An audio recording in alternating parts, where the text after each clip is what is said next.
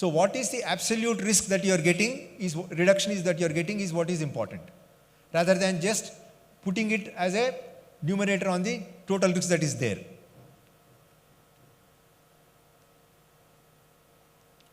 To put that in perspective, a different example.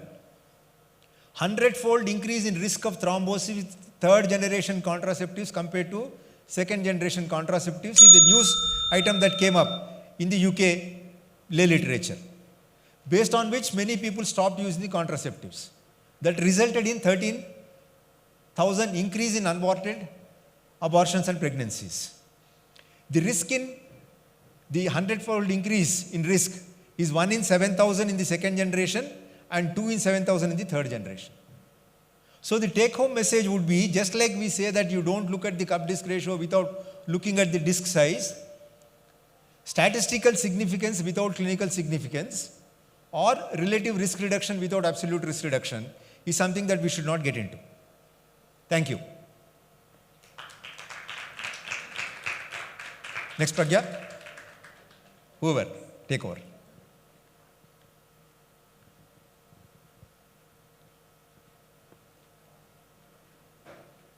You need this, sir?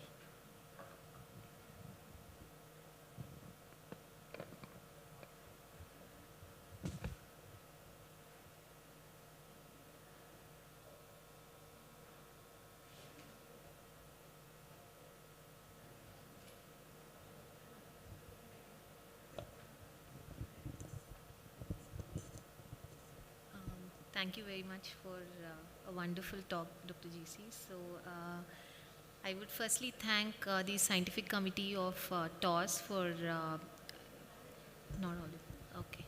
I would firstly like to thank the scientific committee of TOS for incorporating this session, and and to thank Dr. GC for planning this out so well and considering me worthy to be presenting over here. So I would be talking about commitment and consistency and my journey of research. So through the journey that I would be sharing with you guys, I would try to touch upon the importance of doing a literature review on and how can we do it, what are the tools that can help us do it, and also how do we generate a question and take things forward, and also a short note on patient ethics, which is very important whenever we want to take up anything in research. So my research journey is not very elaborate, definitely not that I can boast of as of now, but definitely coming from a background of probably something that most of you would resonate with. Like, I come from the state syllabus. We know our Telugu Academy books, which used to be 4 rupee 50 pies or 8 rupee 50 pies. The curriculum was fantastic, but definitely the hold on language and the range of vocabulary is something I definitely think the other kinds of boards have it better. And coming from medical colleges wherein research is not given a lot of priority, not much of research is going on, getting into research is actually a new field. So being one such resident who was sitting across the very same halls of TOS when I was a resident, probably is something you guys can relate with. So at least in my residency, not very long ago, the perceived need for research was only for two main reasons. One is because you have to submit a dissertation to finish your post-graduation, and two is because of some imposed rules by the universities where they say you have to attend a conference and present something in order to be able to qualify to attend your exam. So I think that was the main reason most of the people thought about research. So my reason to firstly think about research was again my thesis. So this is an interesting story I would like to share. So it was gracious of my mentor to have this dialogue with me. He told me that this is what the suggestion most of your seniors would give you, that you could choose a thesis topic that has already been submitted by somebody and you have everything ready-made, just build on it and it's very easy for you to get away with it.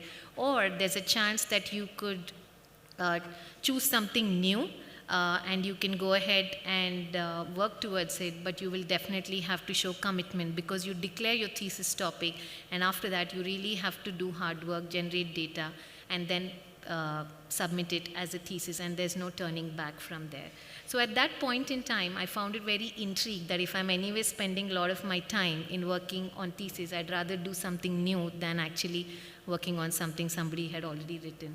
So that I thought was a sudden stroke of genius. So I thought, now I'm going to work on something really new. So the topic of my thesis in my residency was correlation of central corneal thickness and intraocular pressure measurement in myopes and hypermetropes.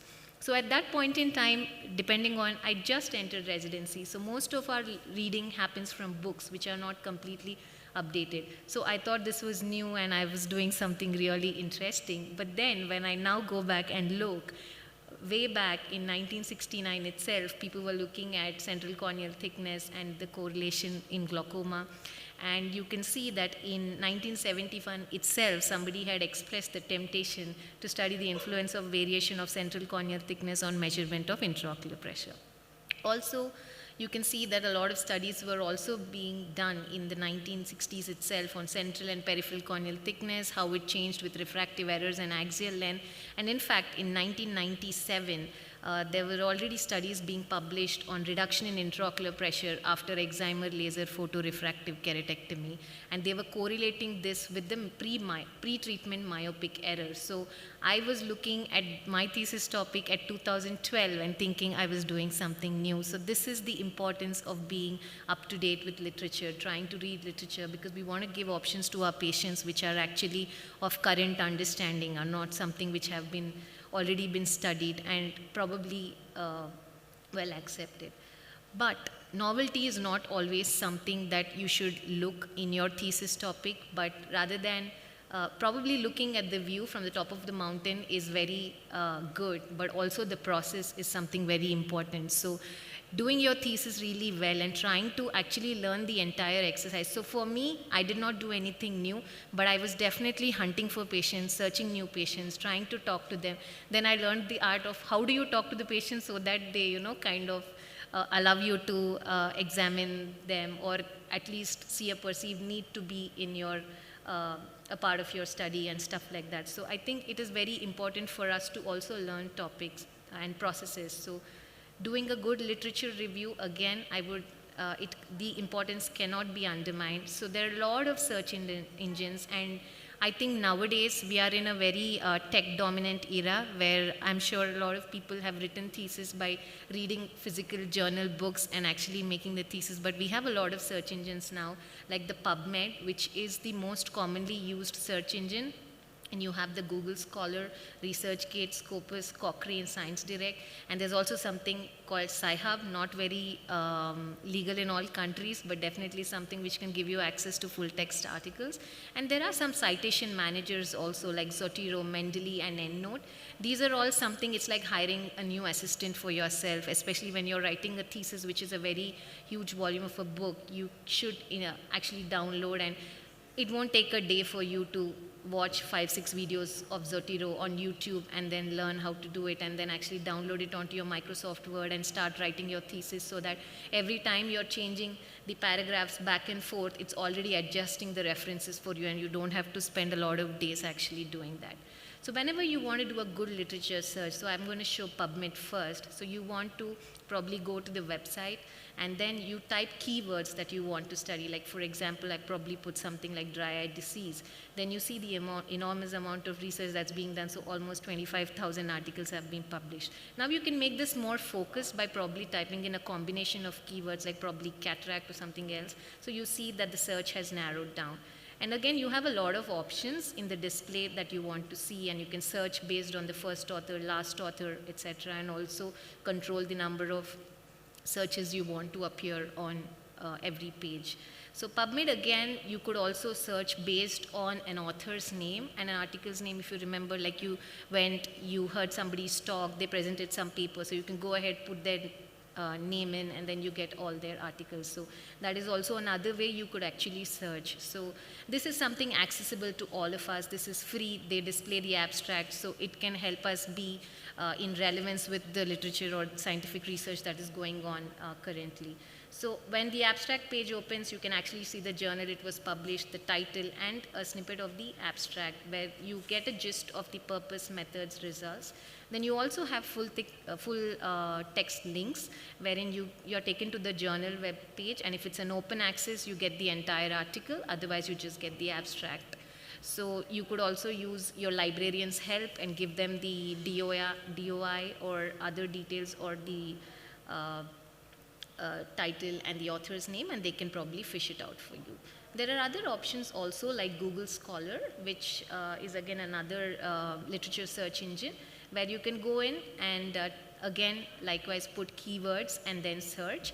Google Scholar is interesting because you can make your own profile, you can put your own research and upload it, and in fact if you search an article you can go to the author's account and actually send them a request to send you a full text, so they may be able to share their full texts with you.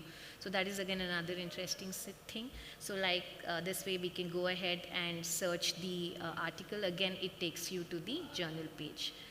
Now talking about the citation manager, so Zotero is one thing I just wanted to discuss. Zotero, Mendeley are actually free, but probably you may have to buy space if you want to store a lot of data and a lot of articles, but you can go, these are downloadable free, you can download it onto your PC, you can create your own library and you can put all your articles in there, and then you can actually make a summary and write notes, and you can also store PDFs over there, so you can actually access it every time. And if it's a free open access, the PDF gets stored automatically. So other than that, you can also read a lot of history, like for example, this is Henrik Meibom, who actually described the meibomian glands. So this is actually his own sketch that he had used to publish his findings that he had studied on meibomian glands. So trying to understand the evolution and thought process of how a certain thing was studied is again very intriguing and may spark the interest to actually go ahead and study more and do more research. So while we do a good literature review, we get an understanding of what the current scenario is and what are people trying to look at. And like Dr. GC said, everything needs to be interpreted very judiciously and we need to take the information very carefully. But be up to date on not just what the books say, but also what the literature says. And when you see something abnormal or something different in your clinic or unusual, you could probably try and look that up. If it's not in a literature, that forms your question that you can actually research on. So when I started working, then we were thinking about dry eye disease, and initially I thought, okay, what is our burden or how many patients of dry eye are there and what is more common? So when you go back, you do literature search, then I realized TFOS DUCE 2 reports are the most commonly read ones and accepted, and their epidemiology report states a lot of studies, but there were very few and hardly any from our country. So that's when we started working on the demographics and risk factors and incidence of dry eye, which is a big data study that we've worked on, almost 21,290 patients that we had described the different trends and risk factors. And likewise, we thought there's hardly anything reported on dry eye disease in children. And that's when we tried and put in our results. And then we saw that while SJS was much common in the younger age group and vitamin A deficiency, probably temporary cause for ocular dryness, was more common, meibomian gland dysfunction was getting much more prominent as they were moving close to adolescence. Likewise, we try to look at our outcomes of cataract surgery in dry eye. For example, you have a dry eye patient comes to your clinic, you think, okay, what should I do different if I want to do a surgery in this patient? Go back, search your literature. If there's nothing, then you can probably work on that. But if there's something, you obviously would have learned the new techniques and you give your best care to your patient. So that is how we probably have to be consistent in the way we're asking questions and keep working on one thing after another to be able to produce a huge body of work. Then after that, sometimes it's also interesting, this is the most interesting thing for me right now, to work on animal models for dry eye. So this is something which is already reported, that is electrocauterization of the meibomian glands, and then we were just trying to simulate that, and then we realized, then when you do a literature search, and we realized there's hardly anything reported on a chemical burn model with wherein the obstruction of the meibomian glands is induced by using a chemical. So that's another thing we tried to do. So just one thing leads to another. It's just that you have to keep looking for questions and keep not losing hope and just keep trying to answer something. So as you can see, at least it's very exciting for me to see that I'm seeing signs of obstruction by 3 months in these patients, which are in these rabbits, which are also reflected on histopathology. So just to trying to understand what is actually the natural course when your gland gets obstructed, what exactly happens. So that is something I think, because the gratifying results do not appear immediately when you're trying to do research. You need to keep at it to be able to see enough results. So whatever we do, we need to follow some core ethical principles. Like I've highlighted some moral principles and translated them into what we see in clinics. So beneficence is something which is very important whenever you're planning anything in research. So it has to always be in the best interest of the patient. And then patient autonomy is something important. So the patient needs to give you his her informed consent, and that only then should you be making them part of your research. And non-maleficence, so it should not, your research should first do no harm to the patient. So that is something very important. And then there should be a patient-provider fiduciary relationship. That is, there should be some trust in this relationship, and also confidentiality maintained from our end so that the details are kept confidential. And also justice, that we treat all our patients with fairness and equity. And these core principles should be something that guide us to formulate any research projects. So I hope this talk has been helpful for you, and hope doing some literature review and trying to answer new questions is something you would want to take up. And definitely use citation managers when you write your thesis. I'd spend nights, because I didn't know about citation managers then, and keep rearranging the references back and forth. So I really like to thank our LV Prasad, our institute, Cornea Institute, our entire team of Ocular Surface back there who really support us to continue our work forward. Thank you. Thank you. Swati will take over, and we will have some time for question and answer here.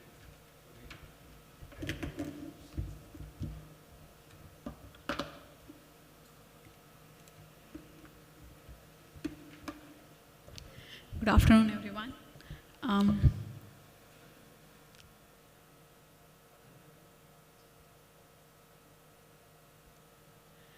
Okay.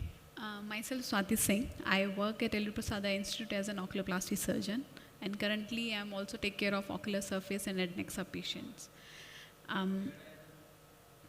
So my journey with ophthalmology began in 2014 when I completed my residency in PGI Chandigarh. At that time, the only connection I had with research, as Pragna said,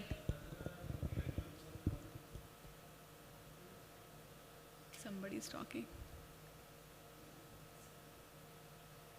The only connection I had with the research was submitting a thesis, as Pragna said, and the last day of submission, you just want to get done with it, and then next, I don't want to touch it again. After that, I moved to LV Prasad to do my ophthalmic plastics fellowship for 2 years. That time, we were exposed to how you read an article, you present journal clubs where you present somebody's paper, you criticize it, and then you really learn the process of research, how it should be done. And that really got me excited. After that, I moved to my private practice back to my hometown in Haryana for 3 years. And during that time also, I continued publishing. And in 2020, then I moved back to Hyderabad, LVPI, where I'm currently working as an oculoplasty consultant. So how to publish and how to raise a question in your clinics. I'll just take you through my private research journey in private practice, which was for 3 years. I had 30 publications during that time. I was visiting 3 different city centers, which are very far off from my own place where I was living, 80-90 kilometers. So it included a lot of travel in the week. And during that period, I conducted 3 ophthalmology meetings as well. So you can do all of it. You just need to be willing to do it. You should just have a passion for it. So in my opinion, writing a paper is just like making a movie, okay? You need to have a message. Most of the movies in Indian scenario, you'll have people love each other and then they end up with each other. How a research question would say it is, do those people are meant to be together, or they should be together? So you have a fundamental basis to it. Then you have a story. In movies, it's a hypothetical, but in your research paper, it's a story which you're going to build upon based on the real scientific data. Like a patient has A, B, C, D, another patient has only B, C, D, what is the difference between the two? So it's based on your real experiments, data acquisition and analysis, and then you have your team. You should have another people. It's difficult to do research on your own. You should always have collaborators in your team. Just in the similar manner, we have directors, producers, cameramen, and stunt people. And then the last process is of editing. So the main process is of generating the idea and conducting the research. Writing is easy. Writing is, it might seem difficult to you guys, but really it's the idea which matters the most to the reviewers. They do not care much about the English if the substance of your paper is really good. So the last step is like paper writing, editing, and then you have reviewers who will tell you what to do with their paper. So I'll take you through 4 scenarios. When I moved to Ambala, which is a small city of 75,000 population in north of India, I really didn't have much of resources to, any scientific academic institute within. There was no institutional review ethics committee. I established the ethics committee over there because you wanted to do the research. So the resources for research, you only have to make an effort to get into. It's that you should be willing to do all the hard work which is involved with that. So the institute was procuring endoptics instrument. So this is an instrument which they use to do endoscopic vitrectomy or endoscopic cyclophotocoagulation. It has nothing to do with oculoplasty. Okay. So when the vendor came, they had a presentation, and I said, oh, this looks like something like decreendoscope, which we use for lacrimal sciences to examine the lacrimal sac and canaliculi. It's a small, fine camera. It looked like similar to that, but it didn't have any irrigation port to it. So I discussed with my colleagues, and they suggested, why don't we use some pediatric cannula, put a syringe to it, and it will have an irrigation, so that once you pass the probe into the lacrimal punctum and canaliculi, anything which comes in front, you can just flush it off for a better view. And then these are the images which I captured with this device. This is the image of the lacrimal sac. This is lacrimal canaliculi, where you have this granuloma kind of thing. There's a debris, and it was a good quality of image which you can really see into. And then I published these 2 papers where we did explore just in normal population and in patients who have lacrimal disorders. How do the images look like? Can you use this device for the lacrimal imaging, for the decreendoscopy? And yes, so it was not intended to be used for that. It was never even intended by the makers of the device. But if you really explore and you are present what is happening around you, you can really use something which another specialty is using to your own practice. And this is an image which when I was doing decreendoscopy, so you can see there are 3 leaflets, and then you see this pinkish mucosa, which is lacrimal sac. So this is the first time that a valve of Rosenmuller was seen and published with an image ever in the history of literature. So certain findings you can really incidentally pick up. You just have to be, kind of present at that moment, what you're doing in that period of when you're dealing with the patients or some work. Second scenario was, I was operating, this was a photo essay, and the interesting part of this publication is this gentleman in the middle author. He's a Mohinder Singh. He was just a technician over there. So what happened when I was doing endoscopy, decreendoscopy, endoscopy DCR, the light went off, the bulb went off. So you have a camera inside the nose, but there's no light, so you cannot see. Fortunately, I was towards the end of the surgery. So then he came up with an idea to use the operating microscope light, which comes into your routine surgeries where you do your cataract surgery under those viewing microscopes. So just use that light source. So we detached it from their point and we removed the top black tip of it, and then we could connect it into the endoscope, and I could have the access to the nasal cavity. Though it looks different, this is how a Karl Stoll's endoscope will give you a view of nasal cavity, and this is how it looked with that yellow light. But still, I could see, and I see my cannula, I could finish my surgery, and I then published it as well. So these are certain serendipitous things which happen by chance, but you should have that acumen to even report it. So then in future, if something happens, if somebody else is operating and it goes off, then this is the one source which you can use in your operation theaters. This is a third scenario which is very interesting. This was a lady who came to me from Saharanpur, and she has Stevens-Johnson syndrome. So I did lid margin mucous membrane grafting for her, and she was constantly asking me why my eyes are dry. So these patients with SGS, they have very bad dryness. They have almost like 0 Schirmer values. So I was just wondering, okay, I don't know why she has dryness, because it's a disease of skin and mucous membrane. And the tears, they come from lacrimal gland. So it's not a disease of lacrimal gland. So why her eyes are dry? So then I started looking at 3-4 patients that I was having who didn't have any tear secretion, and I started biopsying their lacrimal gland because I was trained in oculoplasty, so I could do that. And when I did a simple histopathological examination, no basic science research or special staining, and then I published it in Cornea Journal that they have some retained form of SNI, which are already working in them. It's not a disease of lacrimal gland. Some SNI are already working, and some SNI have undergone atrophy, and they have a periductal fibrosis, and they have fibrosis in this area, which I was seeing, which leads to dry eye disease. So if you can prevent that fibrosis, you can maybe prevent the dry eye to happen in these patients. And then when I started looking, this is a lacrimal gland, palpebral lobe. So when I looked at, there was a scarring over there. So I started looking at all the patients who had dry eye disease. So this is how a normal lobe should look like. And this is how a patient of dry eye disease has a small size of that lobe. So then we studied different types of dry eye disease. So even a simple, just a lacrimal gland examination on the slit lamp can tell you if it's a aqueous deficient dry eye, or if it's a scarring conjunctivitis, if it's a Sjogren syndrome, or it's a Steven-Johnson syndrome. So this simple test of describing the different morphology, and then we published it in British Journal of Ophthalmology. Why? Because this was new. This was something which was clinically useful, and something which you can easily do. And we had a group of almost 130 patients where we could report different size and shapes of the palpebral lobes.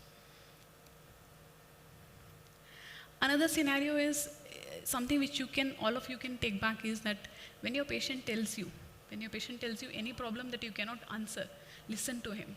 When you're listening to him, listen to him with 100% of attention, because he's telling you what is not there in literature, what is not yet been found a treatment for, what is not yet known to science, which is not published. So if a patient, this is a patient who had recurrent distichiasis. So for distichiatic lashes, we do electropilation, right? And I did it, and after 1 month, it again comes back. So I discussed with my seniors, even somebody from Europe and US, that why do electropilation doesn't work for these patients? And their answer was that I typically counsel my patient as 50% success. So if there are 4 lashes, 2 will come back. Then again we'll do, out of 2, 1 will come back. And in third sitting, it will be completely over. So when I even reviewed the literature, I was like, why it has to be such a bad success rate? 50% is not good. So I reviewed how do we do electropilation. So typically, if this is the lash, which is misdirected, you pass a needle and you cauterize it. And when it becomes white, you take out the lash. So you really do not know where your needle is going of the electropilation. You do not know how deep the eyelash is. So this was an opportunity where you could, find out how deep is the eyelash, how it undergoes the changes. So in the era of COVID, there was a lot of exentration that we were doing. So in exentration, I'm going to anyways take out the whole of the eyelids. So in those, I did a normal eyelash, I did electrocautery, and then I sent it for pathology, and I studied how the changes in the bulb happen. So here you can see that this is a track of electropilation. But this terminal portion of the bulb, which has the germinal cells, which will again produce a hair, are not reached. So with your current, you're not being able to destroy this in 50% of the bulb. Why? Because, and these were at the similar depth, uniform depth in all patients. Why? Because the direction of lashes is very different. So we published this as the effect of radiofrequency because it has never been studied in human beings. And then I did a cadaveric study where we studied how deep Indian eyelash is. Because so far we only know about only one study which has been done on UK population, how deep a normal eyelash is. So from Indian population there was no data. And when I studied, there is a difference between us and them. So the depth is more in our eyes. And then we did the scanning electron microscopy study to see how is the curvature. Does it go straight, curved, angulated, how much angulation, that when I pass the needle, should I go like this or at an angle? So all these findings have really improved how now we do electropilation in our institute. So research is nothing but, trying to find answer to something which has not been answered. So when you listen, and all of you are equally capable of doing research, it's not that I'm something different. You can easily do it, just you should have that willpower to struggle a bit and to reach out to people. Write a mail to anybody. I have written mails to so many big people internationally. It doesn't matter if they know you or don't know you. If you want to do something, somebody has published in that, write a mail to that person. So with this now I have, fortunately, it's only the idea which counts. And of course the support of institute. I have the grants from UK, I worked in Germany, I have grants from the Indian government, and in the process of publications and all, people recognize your work. And then you sit on the editorial boards and you make presentations and you're a reviewer. So this was only about how to generate a question, how to address a research question. Now what are the online tools that you can use? We Indians, our mother tongue is not English. Even South Indians are far better. North Indians are very bad in English, okay? So when I was writing, many times it will come up as English editing, English editing. So use a tool which is online available, which is Grammarly. It's freely available. You just have to copy paste your text into it, and it will tell you how to reframe it, where you have to put commas and small punctuation issues which we are not really taught about in schools. And after you do all of this, then you will, over a period of time, really become very proficient in this. So these are very easily available tools. You need not worry about it.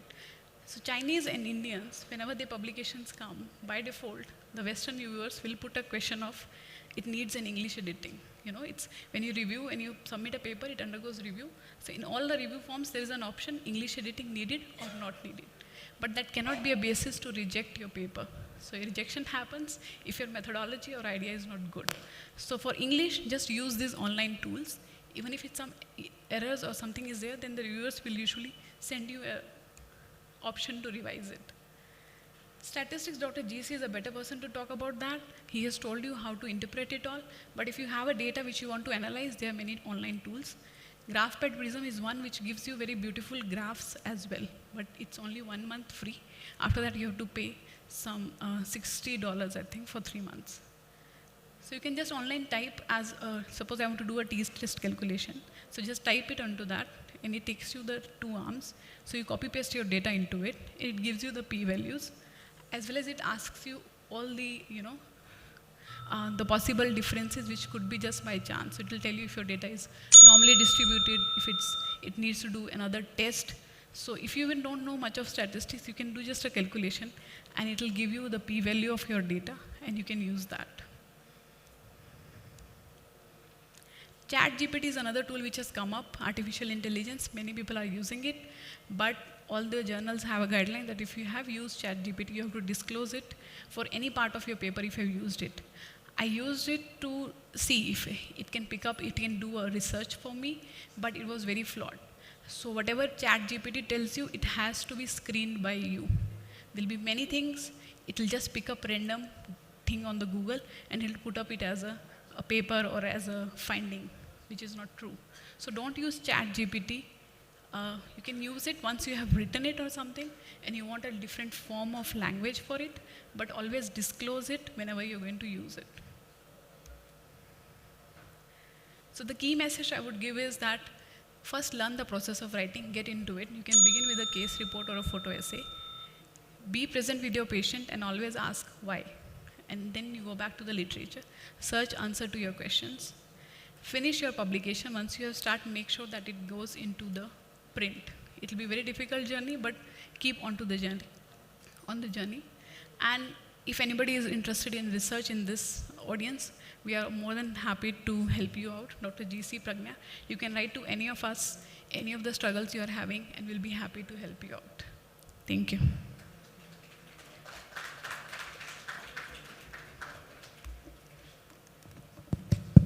We probably have 10 minutes plus if somebody has any questions. The idea for me was to actually get into why we should have this skill, and then how you can get into research with the examples from these two people.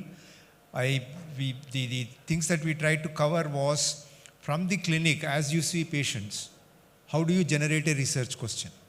And once you have that research question generated, it is easy for anybody to answer that research question with the kind of tools that we have, both as far as language is concerned, statistics is concerned, review of literature is concerned, and so on and so forth. So hopefully there are some messages that you got. If there are any questions, we'll be happy to take it. Any comments, any questions?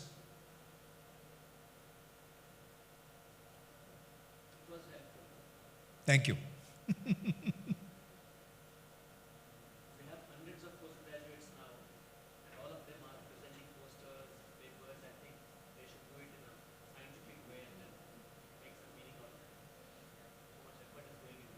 Yeah, yeah, agree with you.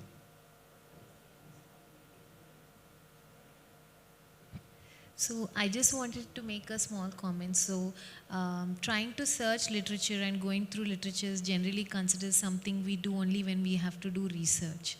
But that should not be the case. It should be the way that we do our clinical practice. So don't dissect both the things apart. So the clinical practice that we do should not be restricted to the books that we read, but it should be complete in the sense we should do literature search to be able to treat our patients and not to only publish. So I think that's very important.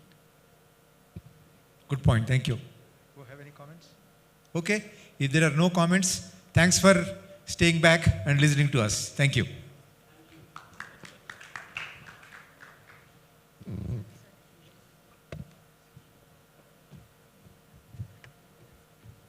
Lovely. Thank you. You can carry mine also in your bag. I'm coming without any bag.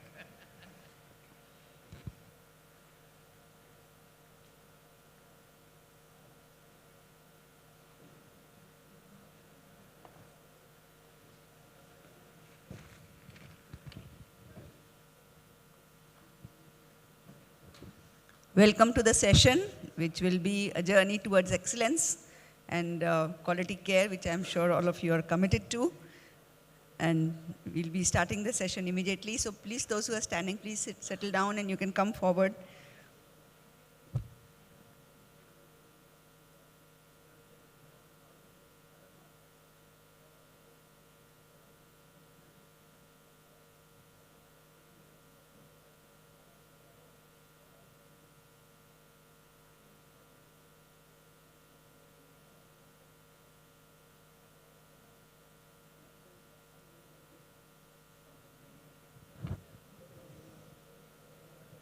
So I'm Dr. Jalali, and I'm happy to have Dr. Hari Krishna as the convener of this session. Charuta, are you here? And we have Dr. Anil Shinde and Dr. Supriya. Are they here? Dr. Supriya Chinta and Anil? Dr. Anil Shinde, is he here? He's going to come. So we will start with the myths of NABH certification and accreditation by Dr. Major Hari Krishnan. Yeah, can we have the slides, please, of the first speaker? And we have deliberately kept 10 minutes for question answers at the end of the session, so please feel free to, put down your thoughts and think of what questions you want to ask, because this is a very unique session of improving the quality, safety, and excellence in your center. Can we have the slides, please? Go ahead. So, good afternoon, all of you. This is a small session on NABH where we'll be having, I'm starting with 5 minutes regarding NABH. I would be pretty fast because I want to save time for our guest speaker, who is Colonel Shikha Venugopal, who is an NABH assessor herself. She will be able to give you better insights than I think most of us collectively. So going to my presentation. So first, one of the biggest mistakes that we doctors do is we think that certification and accreditation are same. No, they are not. They are not interchangeable. Certification is a starting process, whereas certification is a commitment that we are going to maintain the quality standards what has been prescribed and within the scope. Whereas accreditation is when we completely there is evidence that we have already achieved that quality standards and we are maintaining it. So this is the difference between accreditation and certification. Certification, people call it entry level. Accreditation, people call it full NABH. This is a colloquial terminology that we use. So we should define our scope and look at it. Next, a lot of people think that my staff cannot handle it. My staff is 10 pass or uneducated. Doesn't matter. Any staff can handle it with adequate amount of training, just that they should be good at doing repetitive tasks, following specific procedures, following a specific workflow without deviating from the quality standards. And the standard documents should be followed. Second is, I will have to change my workflow. A lot of people think that my hospital is working. I should be changing my workflow in order to accommodate the NABH standards. Actually not. You don't have to. If your workflow is good enough, if your workflow is good in the interest of the patient, your existing workflow itself, if it is something that maintains standards, the test of time has been there, so you can put it into documentation, you can document your standards, you can document your procedures and go ahead.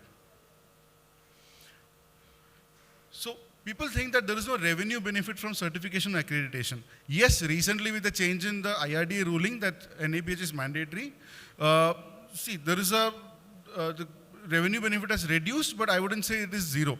There is a lot when you look at direct revenue benefits, and there is much more when you look at indirect revenue benefits. The clientele presently of ours is aware of NABH certification, look for hospitals which has got NABH certification. And it's an important factor when they search on Google and look for hospitals that NABH certified hospital, accredited hospital. Yes, they do have awareness about it. It gives higher rates in CGHS and ECHS, and also adds to the confidence value of your setup. When handling cases, more number of patients can be handled without any issue, without crippling your systems. Next is, we should understand that NABH is not a government body. It's an autonomous body composed under QCI, and it's not a mandatory requirement, but it is a requirement for a self-introspection, self-correction, and in order to maintain your own quality standards and achievements. So what I think is that we have a false impression that NABH and certification accreditation is an unscalable mountain. Even for a single specialty hospital, single specialty clinic, small, big, irrespective of the size, we can always go into standardization. It is not unscalable. It is attainable by ourselves with good practices, good documentation, and it will give you a good outcome in your practice over a long time. So with this, I would like to close my this small talk, and will request the chairperson to call in the next speaker, ma'am. Thanks for that. Now we will talk with Dr. Supriya, who will tell about her journey. So Supriya Chinta is going to tell how she started and how she initiated her journey towards accreditation of her hospital. So personal stories always have a personal touch, and they help us to, pass through that journey which somebody already had. So your path is a little more smoother. Go ahead, Supriya. You can go on the dais. Yeah, please go on the dais. Yeah, otherwise, yeah, then something nice that they have put it. Go ahead.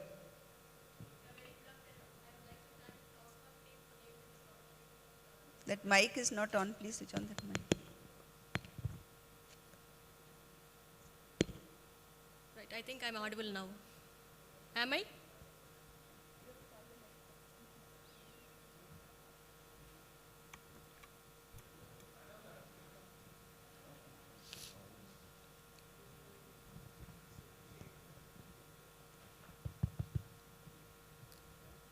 So,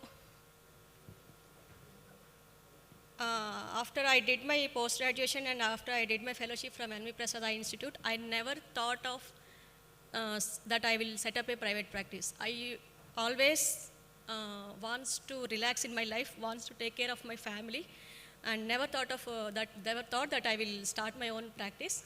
But somehow one fine day, God took me to set up a private practice, and I had zero knowledge of how to start a practice. So whenever we work at some other place, just we'll get up, get ready, and go to that place. We see the patients and do the surgeries and come back. And we never know that what is happening in that place, how the things are going around.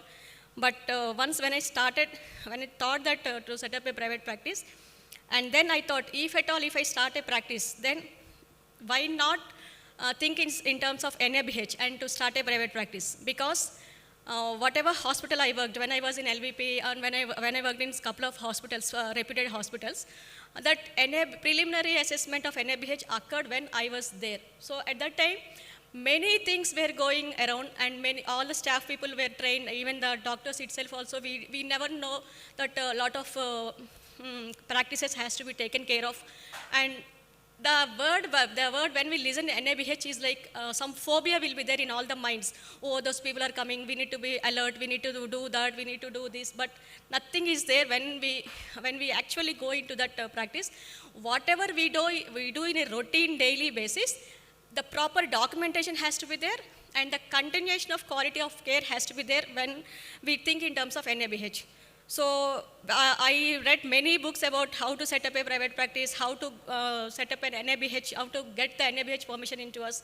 And one fine day when I thought, yes, so if I start a private practice, then definitely from day one onwards, I need to think in terms of NABH, and let me start from the step one onwards.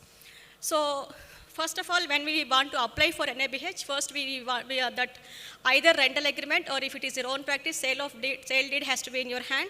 And followed by that, you need to get a labor license, and you need to register your hospital under Shops and Establishment Act, and you need to have the biomedical waste certificate and DMHO certificate, and pollution control board certificate has to be there in hand, and fire safety certificate. If you have all these certificates ready, then you can apply for preliminary assessment for NABH. So we need to set up what is the vision and mission for our hospital, and what are all the facilities available at our hospital. We need to make a list, and what are the scope of services we are going to give to the patients, that we need to be clear in our mind. And then we need to go and fill the NABH application form on HOPE portal. So we need to take care of patients actually. So it is not only that mine is only eye hospital, so I will take care only the eye part of the patients, that should not be there. So we need to have an MOU with higher eye care hospital, MOU with multi-specialty hospital. If something happens to the patient, then the ambulance has to be ready. We need to shift with some multi-specialty hospital, and we need to have the MOU with the diagnostic laboratory. If you don't have pharmacy, in-house pharmacy, then you definitely have a MOU with the pharmacy surrounding you. And MOU with the maintenance staff like electrician, plumber, all those such things also should be in hand. All these, this is just taking care of patients, but it should be in documentation. So yes, and what are the rooms we are having, what are the facilities we are having, that has to be properly documented, and every room should be labeled. Not only every room, every service part, every machine, and everything should be labeled in both in English and Telugu, and the symbol also should be has to be labeled in every aspect. And yes, wheelchair has to be there. And yes, if you have an in-house pharmacy, proper arrangement of medicines has to be there. If a layman also should be able to identify the medicine and take properly. And day by day and every month or every twice in a month, you need to take care of near expiry medicines, and you should discard the expiry medicines that you need to take care. And yes, we need to put two separate charts, like what are the drugs which sound alike, and what are the drugs which look alike. So because in place of one drug, there are chances that we can give another drug. So sound alike drugs and look alike drugs should be kept apart by proper documentation. And the patient rights and responsibilities has to be labeled in a chart and posted on the wall. So NABH is nothing but every single step in the hospital should be properly documented. And yes, infection, we need to have a manual how we are going to control the infection, and how what are the steps we are going to take to reduce the risk of infection, like periodic pest control measures, periodic horticultures, and clean aquaguard water for drinking, and periodic overhead tank cleaning. Everything has to be documented in detail. How we are segregating the biomedical waste, that is also very important, and this has to be in every room of the hospital. And in operation theatre, it is very much important how we are segregating, and all the staff and including housekeeping has to be properly trained how to segregate the biomedical waste.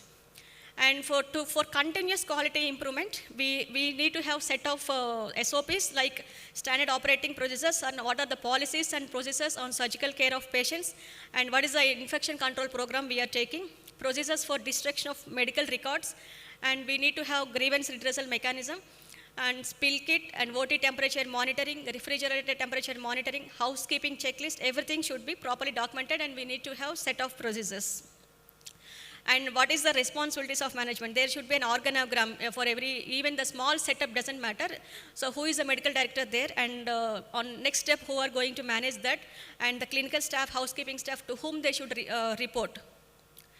We need to have fire extinguishers properly labeled with the expiry date also. It has to be labeled there, and we need to label the things, how to proceed when there is a fire in the clinic. We need to have smoke detectors, and electric panel has to be in proper place, not in the exposed place.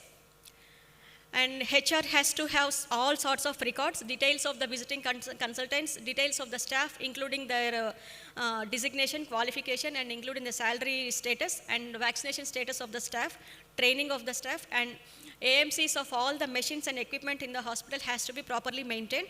And the fire extinguishers expiry date has to be checked day to day. Yes, because maintaining records is difficult nowadays. We can always go for EMR, like software we can take, so that we can retrieve the data at any point of time. We need to maintain all these registers: surgeries register, autoclave, OT cleaning, emergency register, patient transfer register, incident reporting form. Whatever we do in our daily practice has to be properly documented. So it is not a one-time journey, and whatever we got NCs in the first assessment, we need to take corrective action even during surveillance, and for the next assessment also we should take care of these NCs and reapply for the second time. And reassessment has to be done before 6 months of expiry of accreditation, and it is not at all a cumbersome process. And even for a small private practice also, with a single full-time practitioner also, NABH can be certified. Thank you. Thank you, Supriya. I think it's showing that, we can do it. And the thing is that we should do it well, because that is the safe for ourselves, our staff, and our patients and their attendants. I now call upon Siddharth Sen Gupta, who's administrator at LV Prasad Institute and has been with the quality department.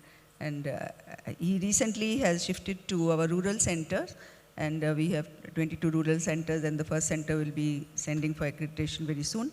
So he'll be talking to us about the difficult part, which is getting everybody to get trained, because that is a pain point, to get all the staff, get them trained, document everything. So Siddharth is going to tell us what are the challenges and opportunities that he faced with the staff training. So good evening, all of you. So I'm from LV Prasad Institute. So as Dr. Subhadra said, I'm taking care of the pre-entry level certification for our rural center, secondary center that we call. So one of the main things that we face that when we prepare for NABH, that though the documentation part, infrastructure part, and others can be taken care, but training is something which you have to do again and again. So it cannot be like you train once and that's it. We show the documentation and that's it. It has to be done again and again. So coming to the importance of training, so these are the importance, as we all know, that knowledge enhancement, it increases the knowledge than what we have. Then skill development, so if it is a very specific type of training, like a new machine has been in the hospital, then it will be a skill development training. Then confidence building, so more we train ourselves, more confidence that we gain. So like for example, if first time we are going for assessment and they ask the staff something, then they are not able to say, but if they are trained again and again, it is just like the daily part of their job and they are just very fluent in answering the queries. So it builds confidence, definitely. And employee engagement and retention. So if employees in a hospital, even though NABH or not NABH, if they are trained again and again, they are more and more engaged to our hospital functions, and we can retain them, because that is one of the factors, hygiene factors, that the employees believe, apart from the monetary factors, that keeps them binded to a certain organization. Compliance and safety. So this is mainly those kind of trainings which we give where the patient safety is taken into account, or the personal safety is taken into account, right from the maintenance guy to the security to the nurse who is giving a IV line. So these are the importance. Then before we do it, prepare the training calendar or we prepare for the training, a need assessment has to be done. And we also check the compatibility of the people who are getting trained. So this is right from the pre-entry level standard of NABH, the extract. So here they say that under the HRM chapter 1, HRM 1 standard, that they are trained in the different risks of the hospital and whenever there is a change in job responsibility. Under AAC 6, they say that like imaging personnel has to be trained in safe practices. So I'm picking out the training aspects which is mentioned in the standards, just to give you an idea. Then the relevant staffs are oriented to this service. This is under AAC 1. This talks about the hospital scope of services. Now coming to the pre-entry level standard application, when you come to the application part, you can see that there is a huge list of trainings that they want, that the documentation has to be shown. So right from the scope of services, then safe practices, child abduction training, infection control, then medication error, prevention of medication error.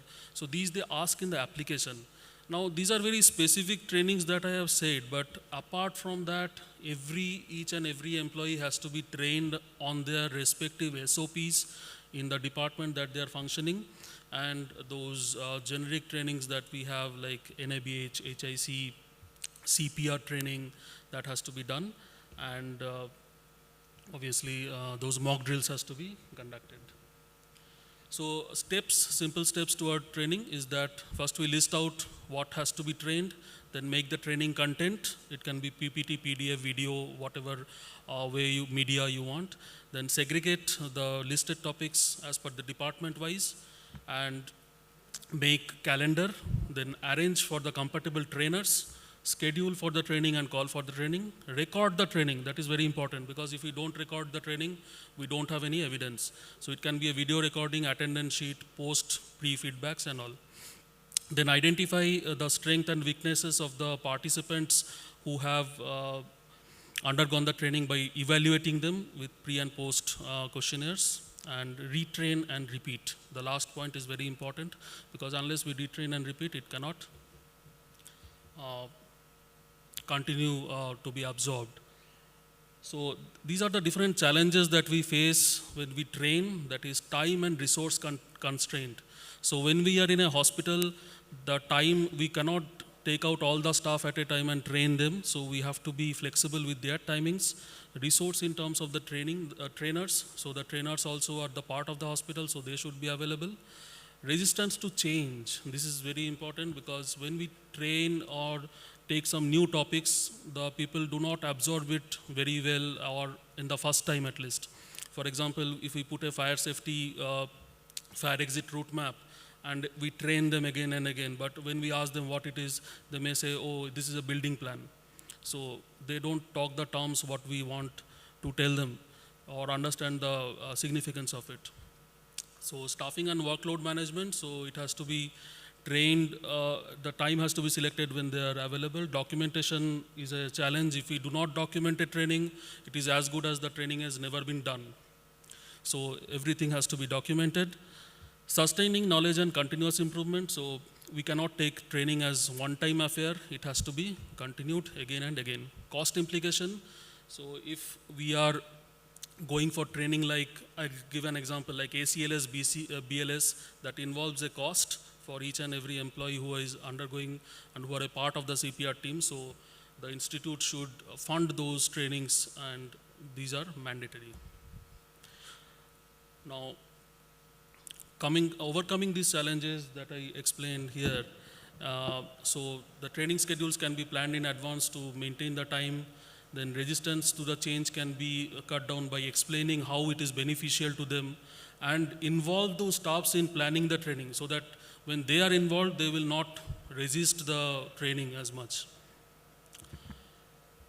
Then we have to select the off-peak hours, as I said, and cross training can be done, like one department is training the other so that they are involved, and the availability of the trainer or the staff constraint can be cut down.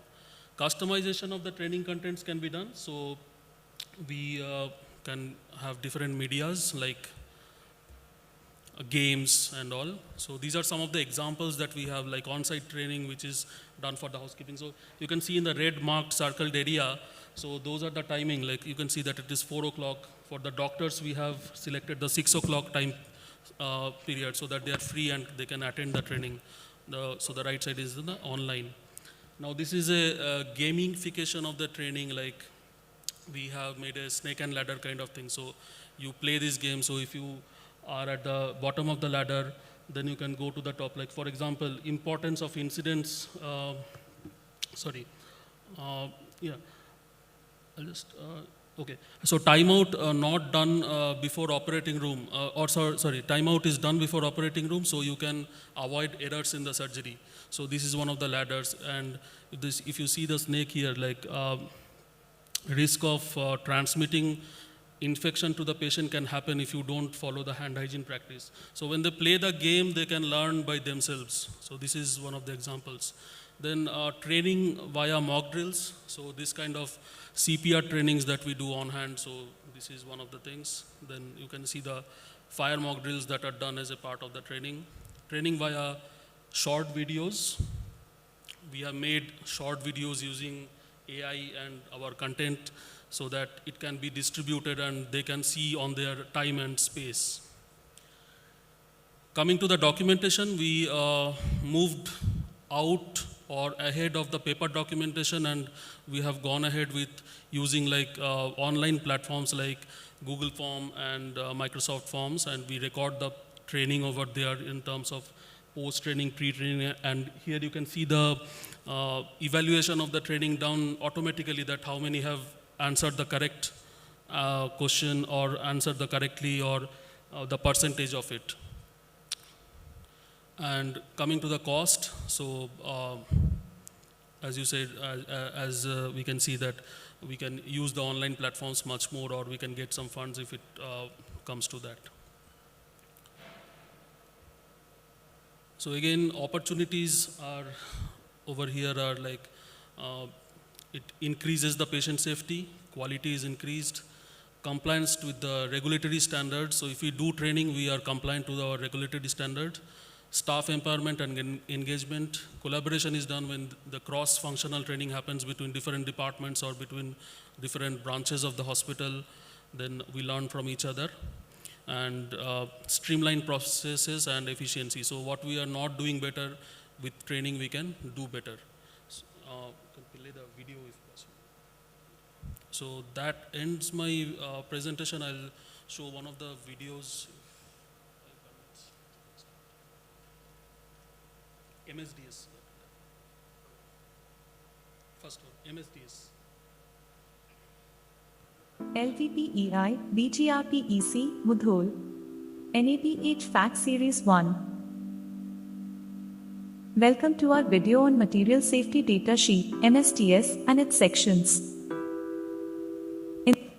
So this is just a video which we distributed to our trainees though, so that they can see in their own time and space. So it is In this video, we will discuss what an MSDS is, why it's important, and the various sections that make up an MSDS. Firstly, let's define what an MSDS is. An MSDS is a document that provides important information about a hazardous substance or chemical. It's a comprehensive guide that includes details about the physical and chemical properties of the substance, potential health hazards, and safety precautions that should be taken to minimize risks. Why is an MSDS important? So that's a glimpse of the video. It's a 3 minutes video. So like that, we are still in a process of making different videos as per the NABH requirement or as per our SOP, and that's how we are going ahead with our training this thing. Thank you. Thank you, Dr. Siddharth. So it is how an organization like LV Prasad is working is always an eye-opener for all. So I would like to call Dr. Subhadra Jalali to give a small talk on how NABH has saved her one fantastic situation, which I think she would be very happy to share now. Thank you, sir. So, all that we do, it will result into something that we, get the advantage of. And I want to share how the deaths and other central events in my hospital were helped because we had gone through the process of quality improvement. So my idea is that, whenever there is a death, it's something which is very unnerving, especially in an eye hospital where we don't actually see deaths. Actually, in my hospital, for many years, we never saw death.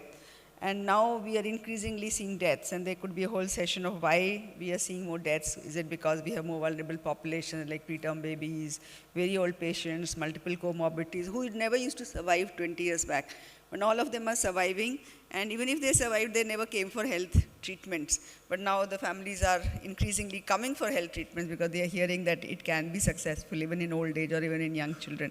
And then maybe in post-COVID time, we are thinking that the vascular morbidities and mortalities are increasing. Even young people are getting MIs, or even old people are getting deaths.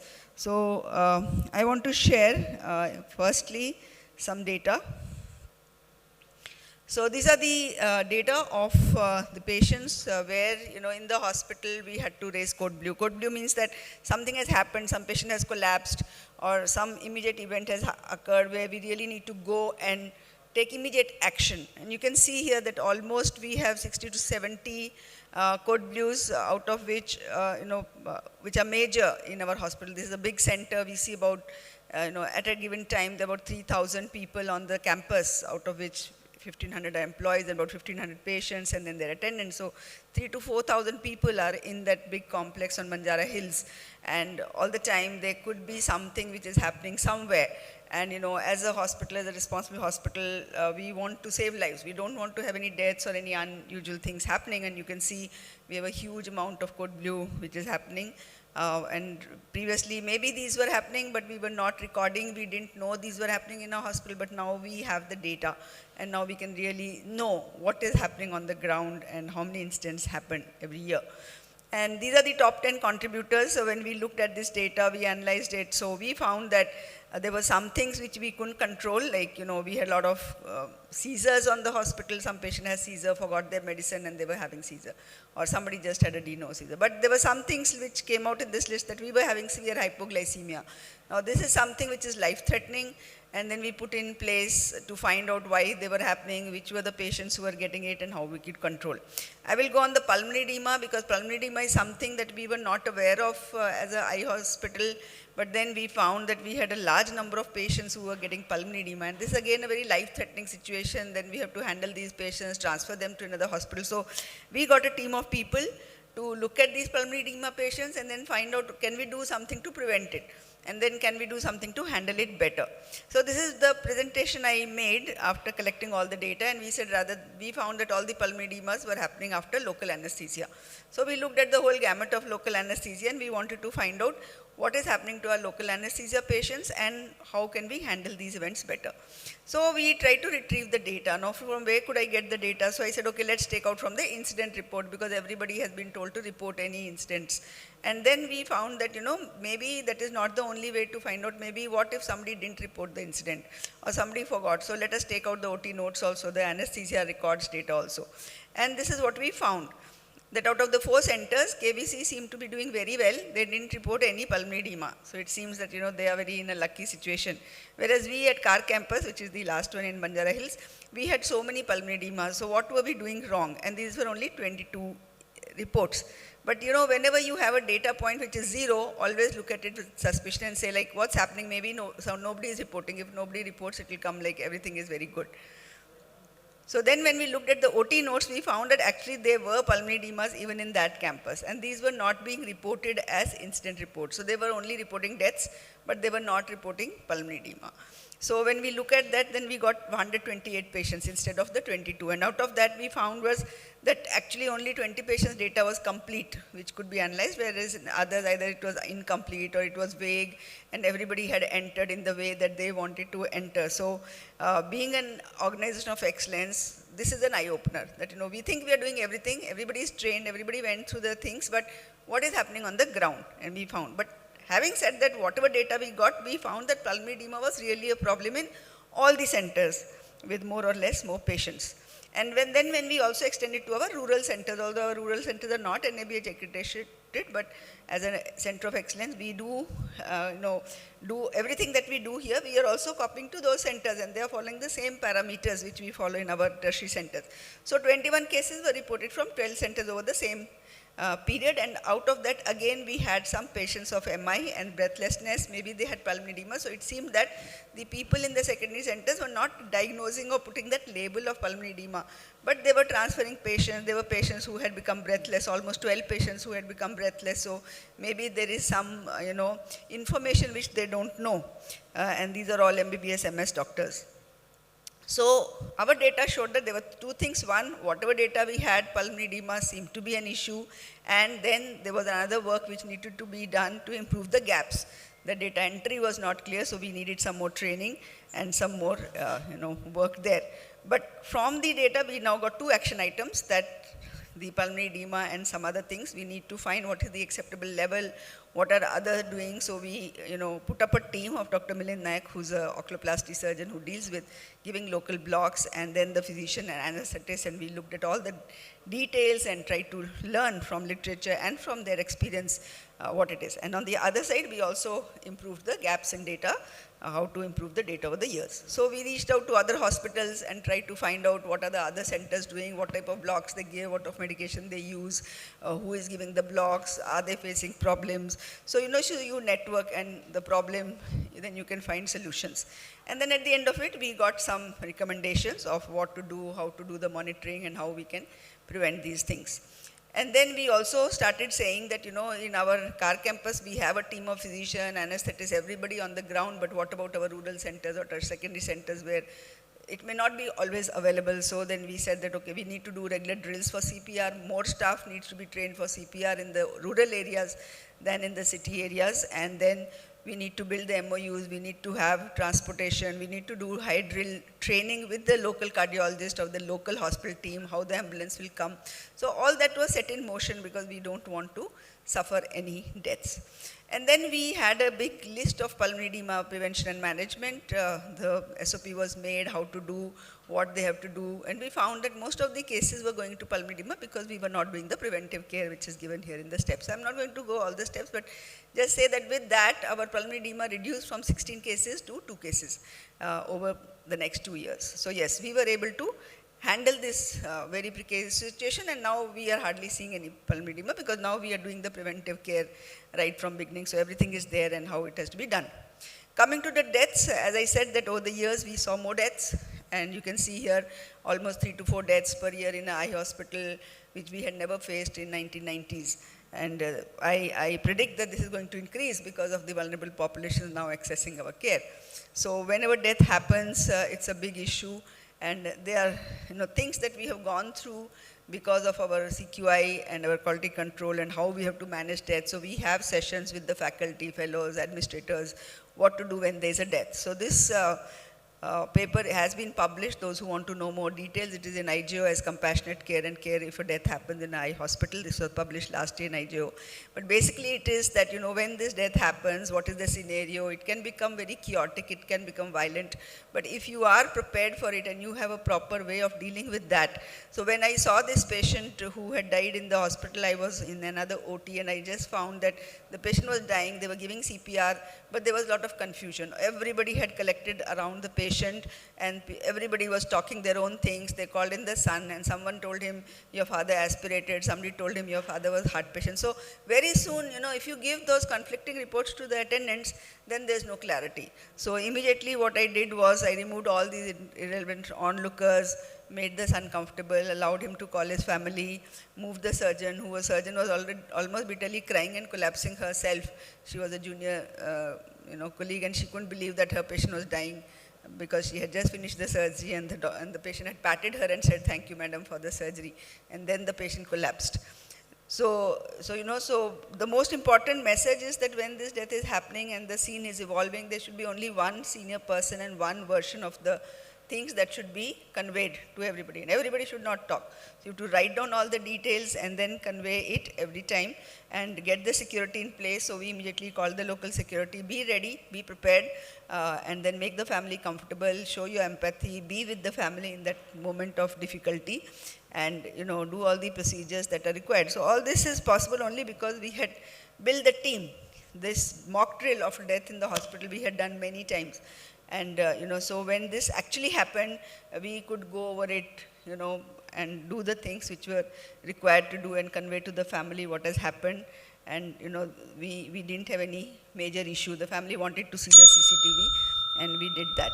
So what I want to say is that the NABH accreditation helped us in a big way, because now we have Code Blue protocols in place, the trolleys are ready, they are checked daily, we have all the staff trained in BLS, ALS. In fact, one of our staff members, recently 2 of our staff members, in one staff member, his son choked at home, and he was able to resuscitate his own child, and then he sent a big note to the management that thank you for training me. And recently, one of our OT technician's wife, she got, she collapsed on the 3rd day of her delivery in a remote hospital, and he intubated her herself and transferred her to Care Hospital, and she's there on ventilator. So, so I always tell these people who come for training that it's not for the NABH, it's for yourself. I saved 2 lives on the airport. One child who collapsed in the aeroplane I was flying, and it was landing, and she went blue. And another patient who collapsed on the airport just outside the security, and I could just make out that he's got hypoglycemia and put some sugar in his mouth. And I couldn't have done this 5 years ago before I was trained. I couldn't have done it. And so what I want to say is that all these things, we have done, and it's really helping to save lives and overcome certain problems. And, the analysis, the honest evaluation of every incident helped us to build slowly. And today we are very proud that we are on this journey of excellence. And I think what we need to know is that eye hospital and eye surgeries are high-risk situations. There are requirements for us to know how to handle these, be prepared, build the teams. And so far, we never had any violence or medical legal cases because of all these deaths or code blues which have happened in our hospital. And we were able to handle all of them. Thank you. Thank you, ma'am, for the excellent presentation. I'd like to invite Dr. Shikha Venugopal onto the dais. Ma'am,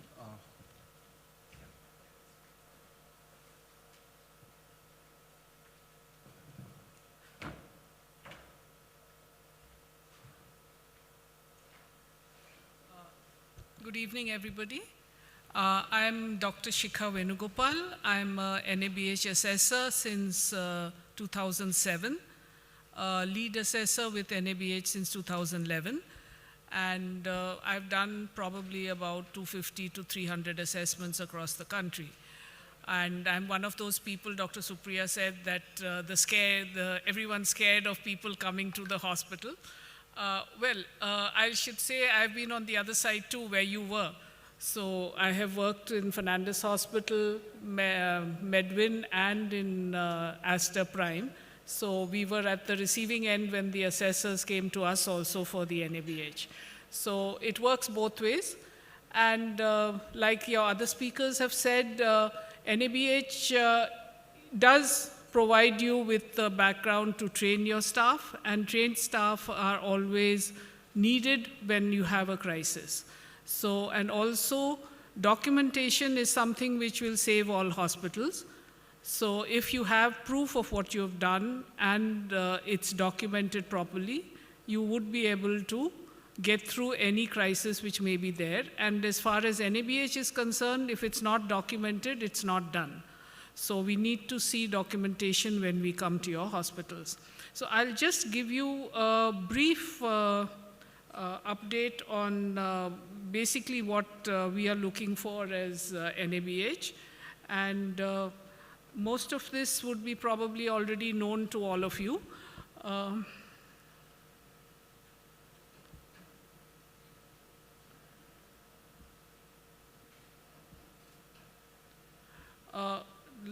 Why is this not coming on?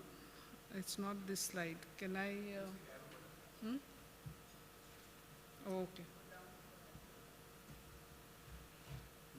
I want this slide. Oh, this. Okay, fine. Like Dr. Harikrishan said, there is a difference between certification and accreditation. So the NABH programs for accreditation are for hospitals, for SHCOs, for the blood bank, the blood storage centers, medical information center, for dental clinics, OST centers, allopathic clinics, Ayush hospitals, CHCs and PHCs, and the wellness centers. Clinical trials, the ethics committee now has started the accreditation for them. Panchakarma and your eye care organizations have a separate standard for accreditation. While most of the eye care centers go in for the entry level, the eye care standards are specific for eye hospitals. There are 10 chapters, 66 standards, and 302 objective elements. So depending on the strength of your hospital and the size of the hospital, you could go in for an entry level or for the eye care organization standards, but the entry level standards are very basic. So that's why they are called as the certification standards. So these are the certification programs of NABH, the pre-accreditation entry level for the hospitals, for SHCOs, and for nursing excellence. Also, the emergency departments in the bigger hospitals are certified for ER.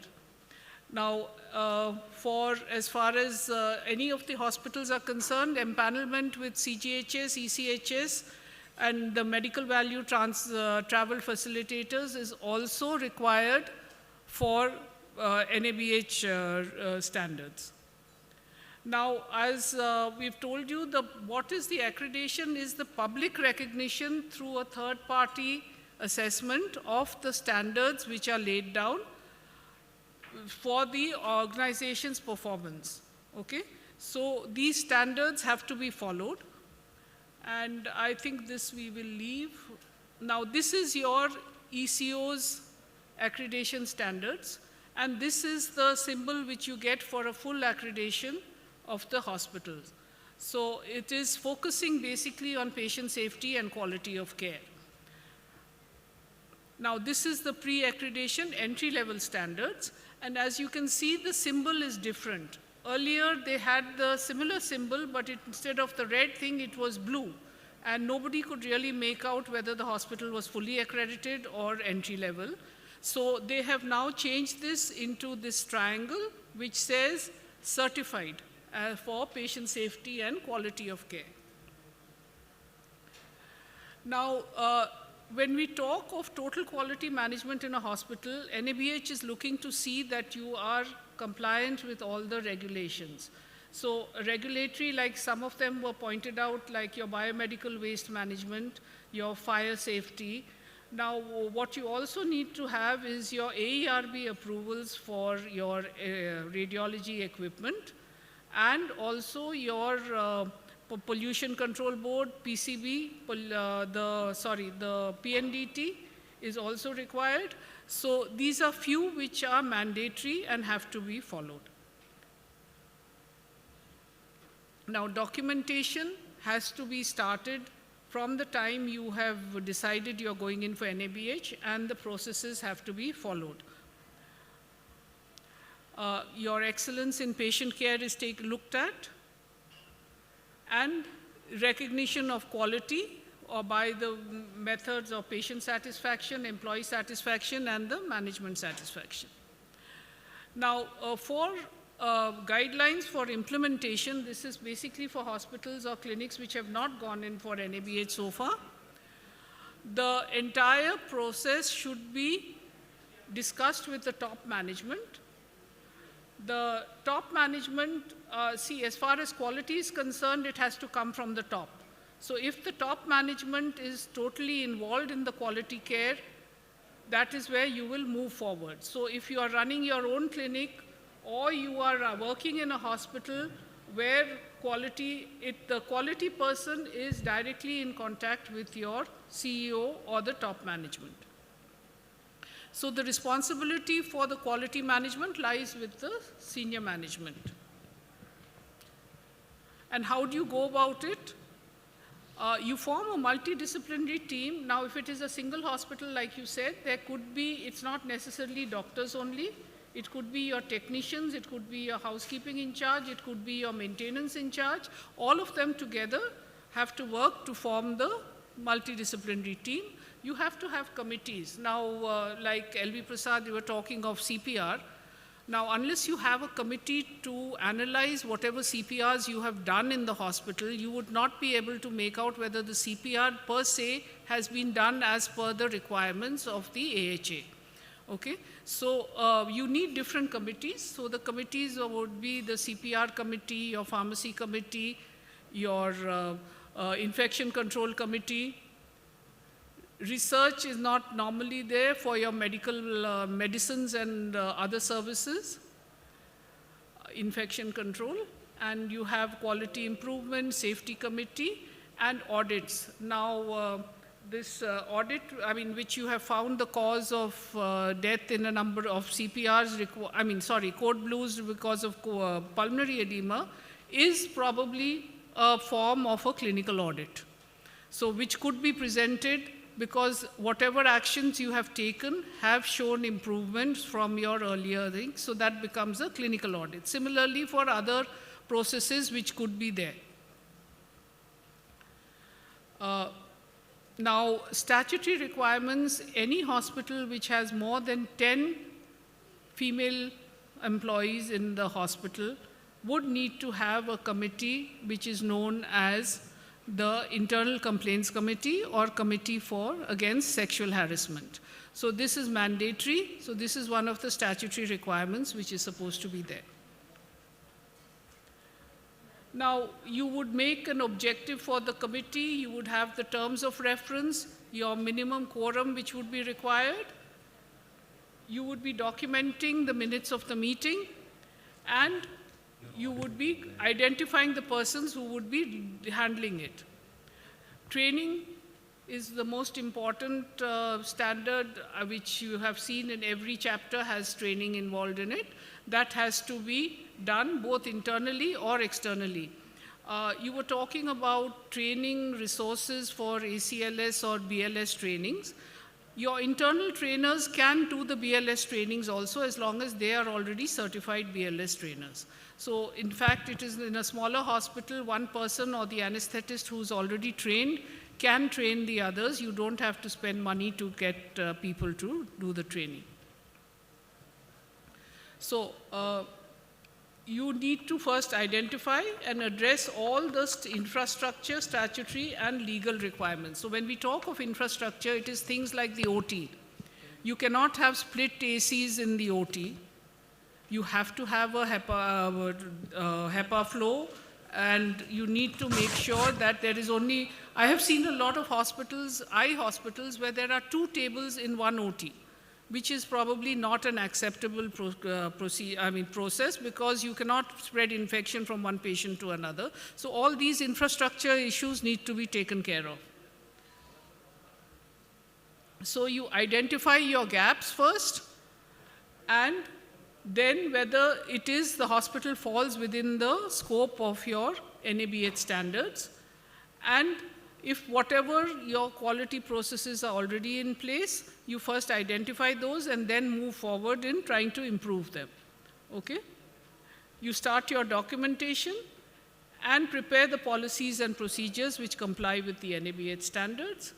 You get it approved by the management and implement them by doing internal audits. Check that your implementation is there by the audits which you do internally to see whether they are functioning.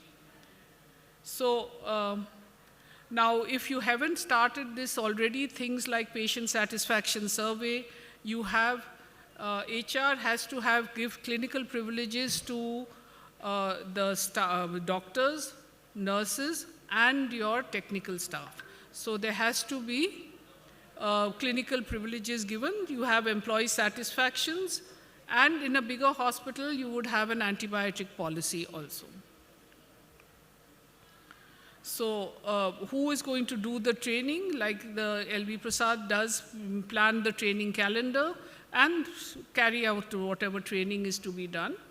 In fact, we find that most of the time the housekeeping staff are the best trained in answering this thing rather than the nurses and all. Probably one is attrition rate, and otherwise it could be just nervousness or something, but the housekeeping staff most of the time is able to very fluently tell us whatever we need to know. And you have to ensure that these standards are implemented in daily practice. It is not that during the time the assessors come that you are doing it. We can always find out whether the staff is doing it regularly by your documentation as well as by asking them about it. So you start capturing various indicators, do an internal assessment, and submit your application. They will either do it online for entry levels, or they would come and do it for the ECO standards, close whatever deficiencies you have, and finally you would get your accreditation or the certification. And like I tell most of the hospitals, once you are on this journey, it is like a treadmill, you cannot get off. So you continue increasing your resistance and keep doing better. So basically you have to identify somebody in the hospital who is able to take care of the quality process, who is involved in it, okay? And this is basically a sample time frame as to how long it would take for each of the different steps. Now, making policies and procedures would take about 60 days when you start off. Training takes another 60 days because training is based on your policies. When you implement it, you have to do an audit, and finally, in that internal audit itself, you close your gaps.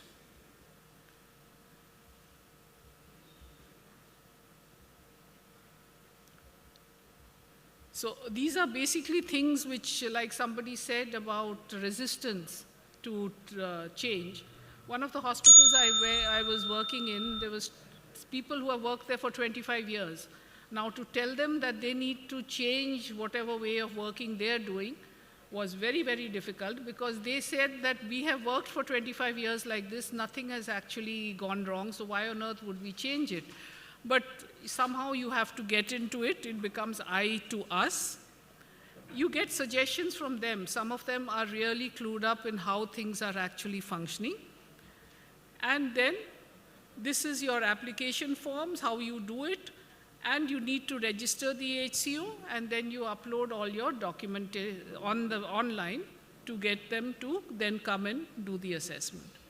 So thank you. If anyone has any questions about NABH, I would try and answer them.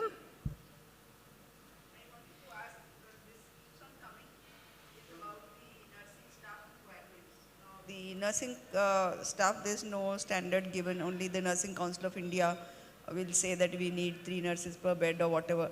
But in the eye care standards, actually the eye patients, they're all healthy patients. They walk in, walk out. We admit them only for certain logistic reasons, or for, I mean, they're not sick patients. They are not cardiac patients or ill patients or catheter patients. So, we are trying to tell the NABH that, while we would like to have GNMs, a certain number, but they should allow us to have ANMs or ophthalmic nursing assistants, because these trained GNMs don't want to work in an eye hospital where there is no. I know, but the thing is, you see, this reason why it is because in India, only nurses are allowed to dispense medicines other than doctors.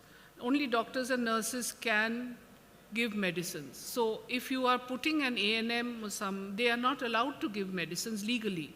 So that becomes an issue.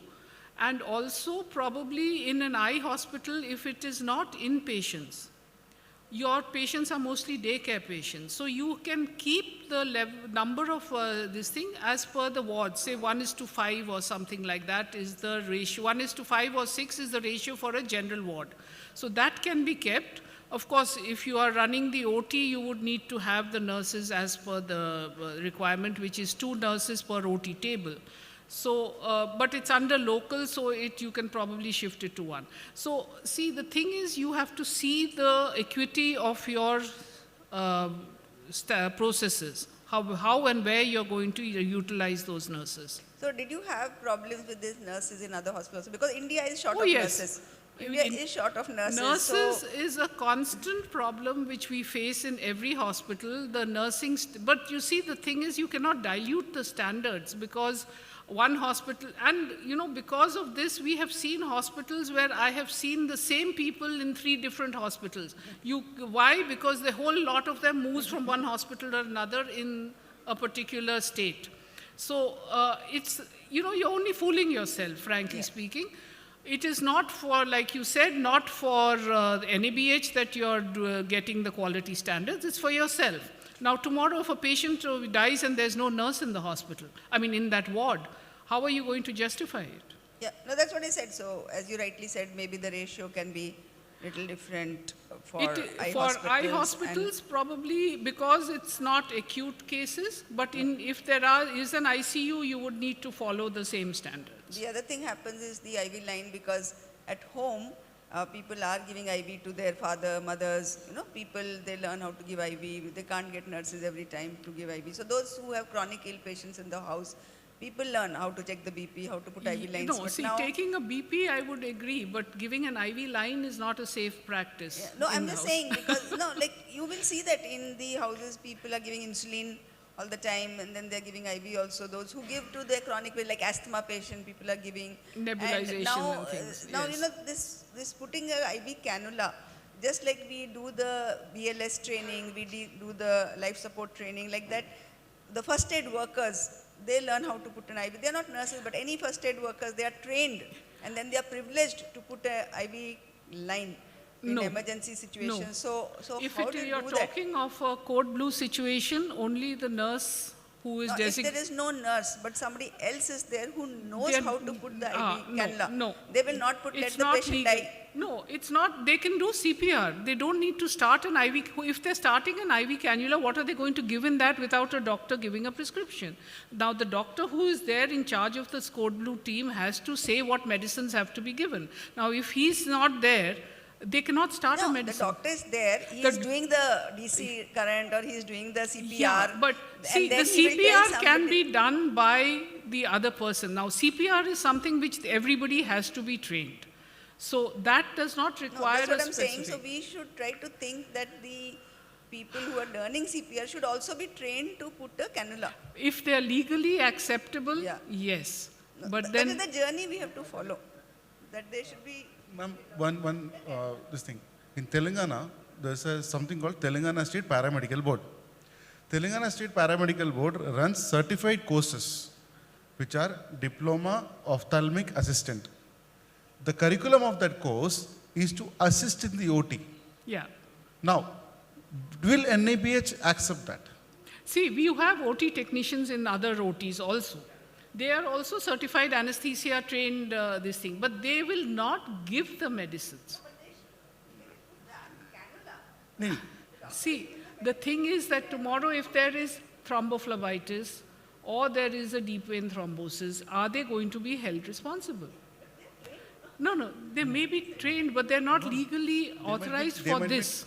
Ma'am, it's something like somebody who is just MBBS or not even MBBS, BAMS doctor, trained to do a cataract surgery, trained.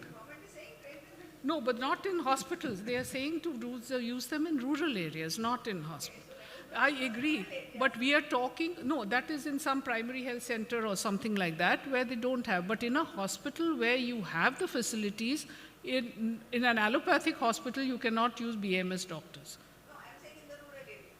Is it allowed in rural area for some people to train them? You see, that depends on what the government has said. We will accept the government ruling if they have specified. Because some of the, no, because you see, sometimes what has happened is the government ruling says rural areas, but it is being manipulated to show that it is in the hospital. Any other questions? Thank you. Ma'am, just a quick, ma'am. I would like to call Dr. Subhadra Jalali to give a certificate of participation to ma'am. Please. Ma'am, they printed on the paper, so why should I?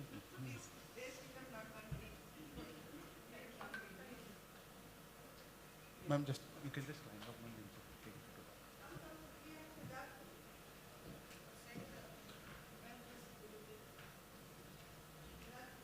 एक photo तुम कर लो, लिख तुमको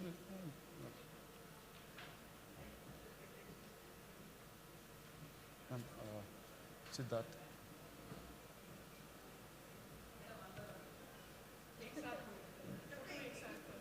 एक ही ले लेंगे, आप ले लेंगे, इनका भी हो।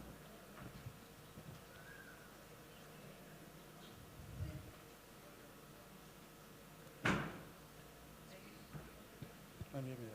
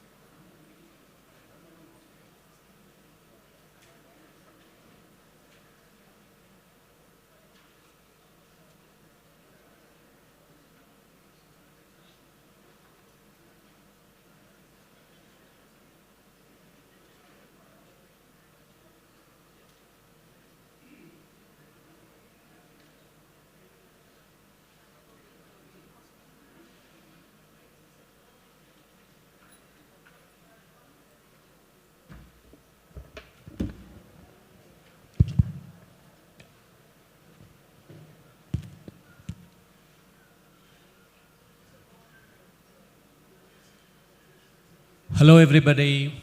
Hello everybody. Mic testing. Okay. So, how many postgraduates are there? Good. That's lovely. Great response. So, what this is about is that we have about 50 MCQs. So, every no, it doesn't matter. It's, do whatever you want. Every half a minute, one question will come on the screen. Actually, there's no internet, there's not enough internet here. We will all shift to Hall A.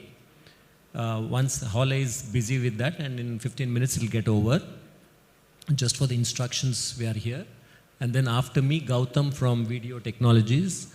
They have a Slido app, and then they will explain to that. It'll automatically, the screen will come on your screens. You need to, he'll explain to that. Okay? So by 7 o'clock, we'll leave you. Half an hour it will be there. We'll all go to Hall A once it gets cleared. There's a last talk going on. Because there's no internet here. We need to go to the Hall A. So I'll display a QR code on the screen once we start the quiz. You can all scan it and you will get redirected to the quiz link. You just need to give your name and join. I'll give 10 minutes for everyone to join and then we'll start. And as Sir said, there will be 50 questions. Each one will be 30 seconds. It's just like a rapid fire question. So each time one question appears, A, B, C, D answers will come and you need to mark it. Okay? And so we will take the first 6, the top 6 rankers from this. And on Sunday morning between 9 to 10, there will be a round of questions, which is more emotional intelligence and quick thinking questions. And then that will be rounded off. 2 people will be selected. The first prize will have a gold medal, a trophy, and 30,000 cash. The second person will have a trophy and 20,000 cash. So it's 9 to 10 on Sunday morning. Okay? Any questions from your side? Last year, or before that, last 2-3 years, we used to select those who have got in the best paper, best poster, those people, and take them, 5 or 6. But this year we changed the format because that's what is being done in Karnataka, so that everybody will be broad-based, all from all years the PGs are taken, and then there's a set of MCQs. We are just copying that, so that this gives you more number of people get more awards. Otherwise, the same number of people are getting the same awards. So that's the purpose of doing this. Seeing all of you, and yesterday's there were rehearsals for the banquet and the cultural program. We all were transported to our PG days, 86 to 89. It was fun actually seeing all of you enjoying that.